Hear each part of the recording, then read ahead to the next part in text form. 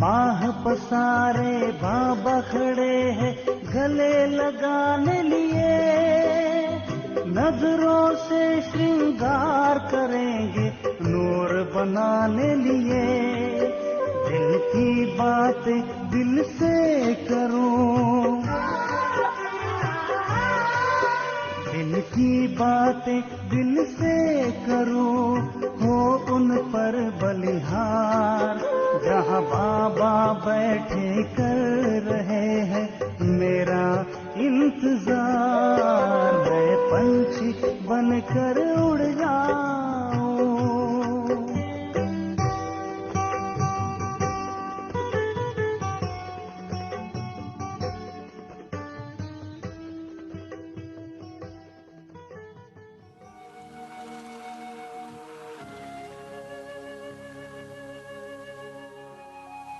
प्रकाशमयी काया में शक्तिशाली बिंदु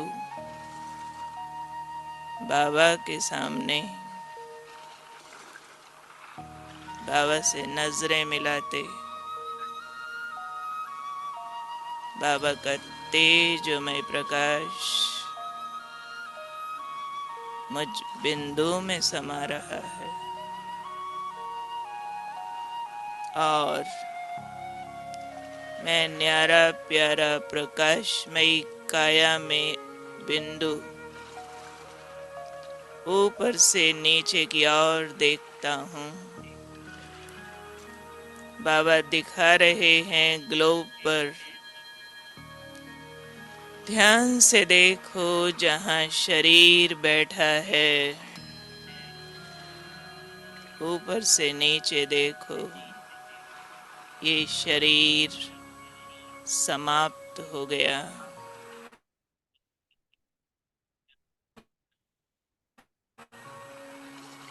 मर गया। ऊपर से दिख रहा है कुछ लोगों ने शरीर को जमीन पर लिटा दिया,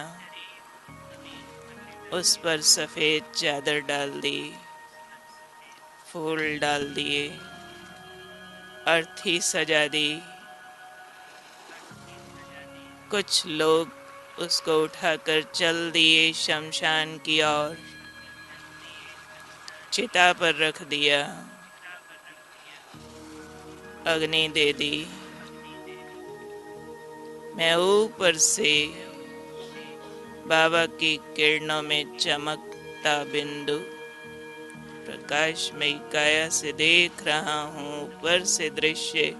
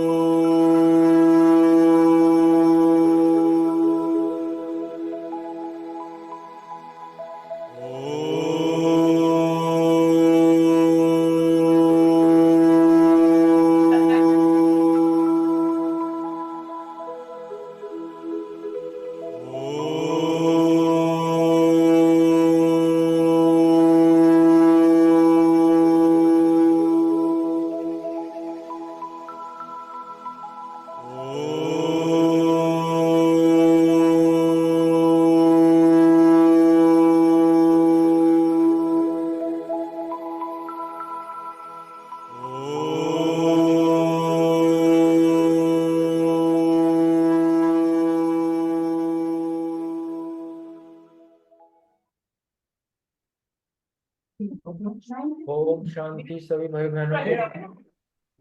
ओम शांति भाई जी। सुरेश बहन, सोनी, अनीता बहन, आप ही वरदान दीजिए। हाँ जी, ओम शांति।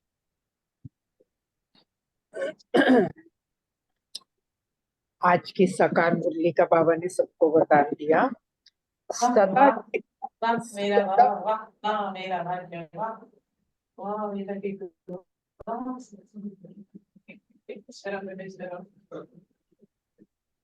अनम्यूट कर लीजिए प्लीज, जिसका भी है। सदा आज का वरदान है, सदा केयरफुल रहे, माया के रॉयल रूप की छाया से सेफ रहने वाले माया प्रूफ भव। बाबा ने कहा वर्तमान समय माया रियल समझ को, महसूसता की शक्ति को गायब कर रॉन्ग को राइट अनुभव कराती है। ऐसा समय आ गया, बाबा कह रहे हैं कि महसूसता की शक्ति खत्म हो जाती है। जैसे कोई जादू मंत्र करते हैं ना तो परवश हो जाते हैं, ऐसे रॉयल माया रियल को समझने ही नहीं देती है। इसीलिए बाप दादा अटेंशन को डबल अंडरलाइन करा रहे हैं। ऐसा केयरफुल रहो जो माया की छाया से सेफ माया प्रूफ बन जाओ। विशेष मन बुद्धि को बाप की छत्र छाया के सहारे में ले आओ। कितना आसान तरीका बाबा ने बता दिया कि बाबा की छत्र छाया में रहो। स्लोगन है आज की मुरली का, जो सहज योगी है उनको देखकर दूसरों का भी योग सहज लग जाता है। शांति। और आज की मुरली से जो पॉइंट्स लिए, हेलो, सो मान लिया मैं सहज योगी आत्मा हूँ, और स्मृति का पॉइंट रखा, मन ही मन बाबा को याद करने से ही सदगति होगी। नशे की पॉइंट है, कल्प कल्प संगम युगे बाबा हमारी सेवा में आता है। और सेवा की ये पॉइंट ली कि जो हमने इतनी भूलें की हैं वो सबको बतानी है। जैसे कि सर्वव्यापी कह दिया, भगवान को कण कण में कह दिया, अपने को परमात्मा का अंश कह दिया। तो ये सब बातें उनको डिटेल में समझानी है और उनको बताना है कि देहधारियों को सतगुरु कहना भूल है। तो चेकिंग की पॉइंट ली, अपने से पूछना है कि हम ऐसे गुणवान सतो प्रधान बने हैं, और अपना पोता मेल भी चेक करना है। चिंतन की पॉइंट ली, बाबा मैं आपको अंत से पहले कर्मातीत अवश्य बनकर दिखाऊंगी। और धारणा की पॉइंट है, बाबा ने कहा ज्ञान के तीसरे नेत्र से आत्मा को ही देखना है, जिस्मानी नेत्रों से नहीं देखना है। बाबा की याद से अपने दैवी कैरेक्टर्स बनाने हैं, और देखना है कि सारे दिन में कोई आसुरी चलन तो नहीं चली। ओम शांति। और योग की पॉइंट थी कि विदेही बनने का अभ्यास किया। ओम शांति। थैंक यू बाबा। आज की मुरली से जो समान रहा, मैं आत्मा माया प्रूफ हूँ। योग अभ्यास किया कि शिव बाबा तो निराकार है, उनको याद करते करते पवित्र बन शरीर छोड़ना है, फिर बाप के पास जाना है। सारा समय शिव बाबा को बैठ याद करना है और कोई बात करनी नहीं। धारणा, अशरीरी बनने का अभ्यास करना है, बाप की याद से अपने दैविक करैक्टर बनाने हैं। सेवा, सभी आत्माओं को समझाना है कि भगवान सर्वव्यापी कैसे हो सकता है। भगवान तो एक है, जो सुप्रीम बाप, सुप्रीम टीचर, सुप्रीम सदगुरु है। उनको ये भी समझाना है कि कोई भी देहधारी सुप्रीम बाप, सुप्रीम टीचर, सुप्रीम सदगुरु नहीं हो सकता है। चिंतन, बाप ही सर्व की सदगति करने वाला है, ये पक्का पक्का निश्चय करना है।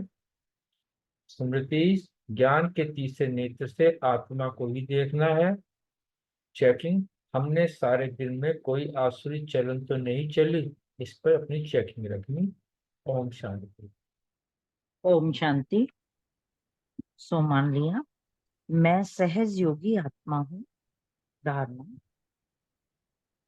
ज्ञान के तीसरे नेत्र से आत्मा को देख अशरीरी बनने का अभ्यास करना है। बाबा की याद से अपने देवी करेक्टर्स बनाने हैं। अभ्यास, बाप दादा की अटेंशन को डबल अंडरलाइन कर माया की छाया से सेफ माया प्रूफ बनना है। विशेष मन बुद्धि को बाबा की छत्र छाया के सहारे में रखना है। स्मृति, अभी हमको ज्ञान का तीसरा नेत्र मिला है। आत्मा बन आत्माओं को ही देखना है, हम सब आत्मा भाई भाई हैं। जिस्मानी नेत्रों से देखना ही नहीं है सेवा, अपने को सहज योगी बनना है। कोई भी देखे तो उनका भी योग सहज ही लग जाए। चिंतन, अपने अंदर जो भी भूले हैं, कोई भी कमी कमजोरी है, लिस्ट बनाकर बाबा की याद से निकालते जाना है। सतो प्रधान बनने का पुरुषार्थ करना है। चेकिंग, रोज रात को पोता मेल देखना है कि मैंने सारे दिन में कोई आसुरी चलन तो नहीं चली। अपने दिल से पूछनी है कि मैं आत्मा कहाँ तक गुणवान बनी हूँ। ओम शांति जी। शुक्रिया बाबा।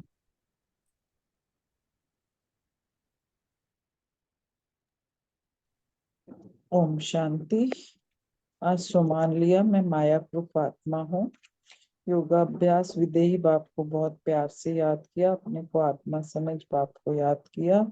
निराकार शिव बाबा को याद करते करते पवित्र बन शरीर छोड़ बाप के पास जाना है और सारा समय शिव बाबा को बैठ के याद करना है। धारणा, ज्ञान के तीसरे नेत्र से आत्मा को ही देखना है, जिस्मानी नेत्रों से नहीं देखना है और अशरीरी बनने का अभ्यास करना है। सेवा, नॉलेज पढ़कर पढ़ानी है, एक दो को यही समझाना है कि अपने को आत्मा समझ परमात्मा को याद करेंगे तो पाप कट जाएंगे। चिंतन, ऐसा केयरफुल रहना है कि माया की छाया से भी सेफ रहने का चिंतन करना है। स्मृति, मन बुद्धि को बाप की छत्र छाया के सहारे में रखने की स्मृति रखनी है। चेकिंग की कि हमने सारे दिन में कोई आसुरी चलन तो नहीं चली। ओम शांति। शांति में समान रखा। मैं आत्मा सहज योगी हूँ। और दूसरा, निरंतर याद के लिए अशरीर बनने का अभ्यास किया। और कैरेक्टर सुधारना है वाला धारणा में। और पांचवा पॉइंट, वंडरफुल पढ़ाई है ये। और साथ में बाबा की छत्र छाया के अंदर हूँ, ये स्मृति में रखा। और छठा पॉइंट है जो इसके लिए सातवां पॉइंट जो है, सत्व प्रधान कहाँ तक बना हूँ, तो इसका पोता मेल रखना है। ओम शांति।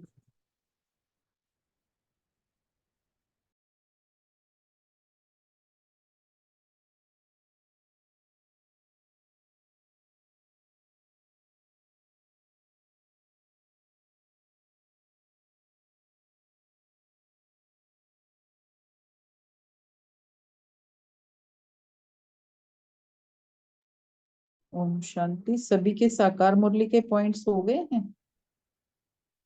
अगर हो गए तो कुछ एक आध मिनट बाबा को याद करके फिर अव्यक्त मुरली लेते हैं।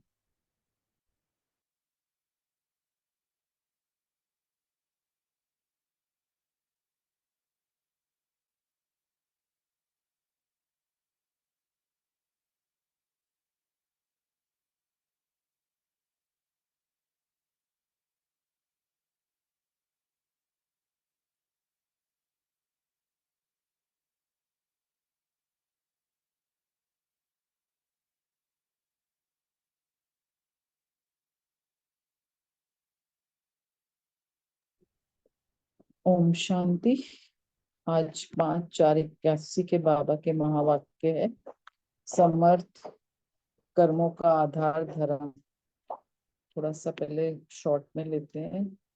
तो आज बाप दादा विश्व परिवर्तक, विश्व कल्याणकारी बच्चों से बात कर रहे थे।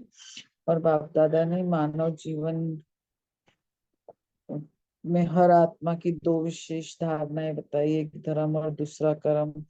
धर्म अर्थात धारणा और धर्म में स्थित होके कर्म करना है।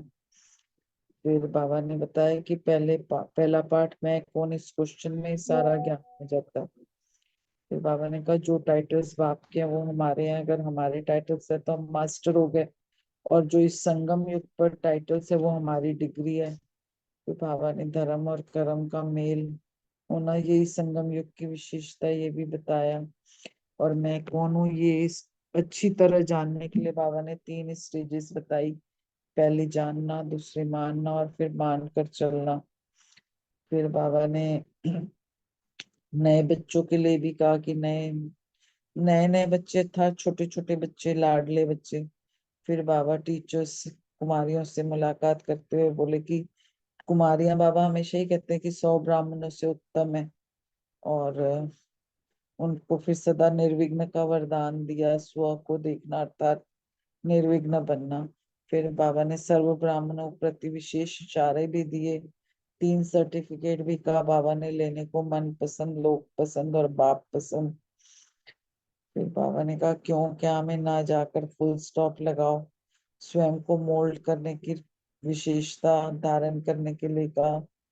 और बाबा ने कहा कि अगर हम एक दूसरे का मानेंगे तो अनेकों को सुख देने के निमित्त बनेंगे। तो इस तरह से बाबा ने कहा कि महानता दिया और हमें महान बनना है। अब हम डिटेल में मुरली लेते हैं। मुरली का टाइटल है समर्थ कर्मों का आधार धर्म। आज बाप दादा अपने विश्व परिवर्तक, विश्व कल्याणकारी बच्चों को देख रहे थे। तो बाबा कह रहे जब से ब्राह्मण जीवन हुआ तब से इसी महान कर्तव्य का संकल्प किया। और ब्राह्मण जीवन का मुख्य कर्म क्या है? मुख्य कर्म ही ये है। और ब्राह्मण जीवन में हर एक आत्मा में बाबा कह रहे विशेष 2 धारणाएं, एक धर्म दूसरा कर्म। और धर्म में स्थित होना है और स्थित होके कर्म करने हैं। धर्म के बिना ना जीवन में के कर्म में कभी सफलता नहीं मिल सकती। बाबा ने कहा धर्म अर्थात विशेष धारणा में क्या हूँ, इसी धारणा और धर्म के आधार पर मुझे क्या करना है ये भी बुद्धि में स्पष्ट होता है। चाहे यथार्थ धर्म हो या धारणा हो, चाहे अयथार्थ, असमर्थ कर्म भी ना अयथार्थ धारणा है। बाबा करे अर्थात मैं मानव हूं, मेरा धर्म ही मानव धर्म है जिसको कि देह अभिमान कहते हैं। बाबा कह रहे देह अभिमान के कारण, इस धर्म के कारण ही ना कर्म भी उल्टे हुए। और जो ब्राह्मण जीवन में यथार्थ धारणा है कि मैं श्रेष्ठ आत्मा हूँ, मैं आत्मा शांत हूँ, शांत स्वरूप हूँ, सुख स्वरूप हूँ, आनंद स्वरूप हूँ, इसी आधार पर कर्म बदल गया। अगर कर्म में श्रेष्ठ के बजाय साधारण कर्म हो जाता है ना तो उसका भी आधार इसी धर्म अर्थात धारणा की कमी हो जाती है।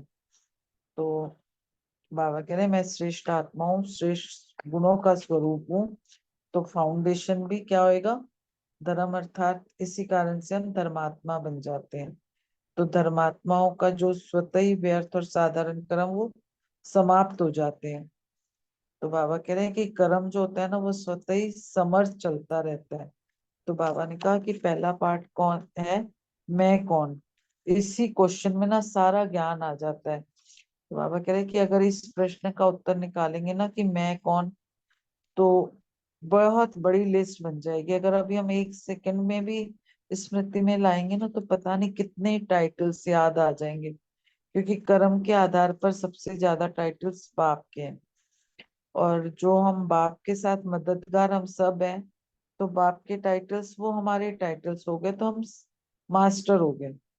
बाबा कह रहे कि इतने टाइटल्स हैं कि अगर आप ये टाइटल्स बनाओ तो एक छोटी सी बुक बन जाएगी। और जो ये टाइटल्स है ना संगम के, ये हमारी डिग्री है।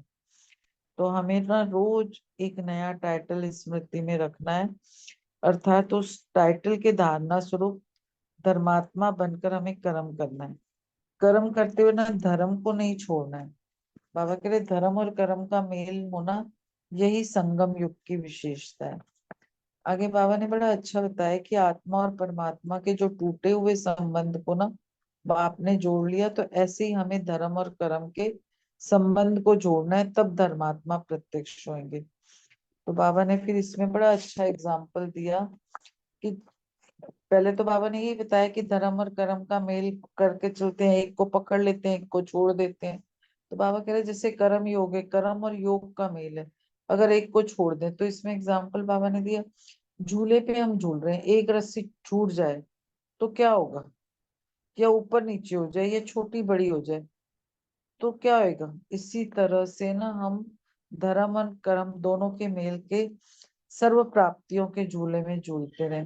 अगर वो हम एक छोड़ देते हैं या चेक करना हमें नहीं आता, तो फिर हम झूलने के बजाय चिल्लाने लग जाते हैं, क्या करें कैसे करें, जैसे ज्ञानियों को कहते हैं मैं कौन हूँ। तो बाबा कह रहे ये पहले भी नहीं जानते, तो अब ये हमें अच्छी तरह से जानना है। इसकी भी 3 स्टेजेस इस बाबा ने बताई। पहली बताई, एक तो है जानना, दूसरा है स्वयं को मानना, और तीसरा है मानकर चलना, अर्थात स्वरूप बन। तो बाबा कह रहे जानने में भी सब पास है, मानने में भी सब पास है, लेकिन मानकर स्वरूप बनना, इसमें क्या समझते हैं? बाबा पूछ रहे हैं। अगर स्वरूप बन गए तो स्वरूप तो भूल नहीं सकता, भी हम कहीं देह का स्वरूप थोड़ी भूलते हैं। तो बाबा कह रहे हैं कि स्वरूप में आ जाते हैं ना, तो भुलाए भूलना नहीं चाहिए। तो ऐसे ही ना, हर टाइटल को सामने रख के बाबा कह रहे देखो स्वरूप में लाए हैं। जिससे बाबा फिर एग्जाम्पल भी अच्छे से दे के समझाते हैं कि ये स्वदर्शन चक्रधारी का टाइटल स्मृति में दिलाया कि जो स्वदर्शन चक्रधारी ये संगम का स्वरूप है। तो जानने तक हमने अपने उसमें लाया है, या मानने तक स्वरूप तक, या मानने तक या स्वरूप तक? अगर हमारा स्वदर्शन चक्र चलता रहता है, या प्रदर्शन स्वदर्शन को बुला देता है, बाबा ये भी पूछे। ये देह को देखना भी ना, बाबा ने कहा प्रदर्शन है। स्व आत्मा है, देह पर है, प्रकृति है पर है। प्रकृति भाव में भी आना, प्रकृति के वशीभूत होना है। बाबा कह रहे ये भी प्रदर्शन चक्र है। जब अपनी देह को देखना भी प्रदर्शन हुआ, तो दूसरे की देह को देखना, उसको हम कैसे स्वदर्शन कहेंगे? वह संकल्प, वह पुराने संकल्प, ये भी देहभान के संबंध से है। आत्मिक रूप के संस्कार, जो बाप के संस्कार है, वही आत्मा के संस्कार है। तो बाबा कह रहे बाबा के संस्कार को तो जानते हो ना, वो सदा विश्व कल्याणकारी, परोपकारी, रहम दिल, वरदाता।